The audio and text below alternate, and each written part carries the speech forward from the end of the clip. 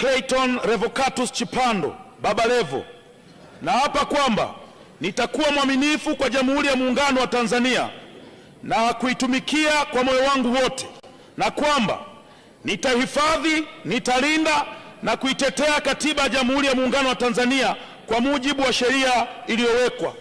Mwenyezi Mungu nisaidie.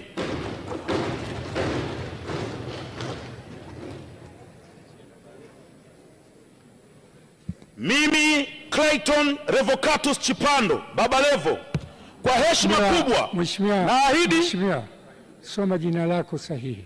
Ndio hilo mheshimiwa. Baba Levo sio jina lako rasmi. Okay. Anza upya kiapo chako.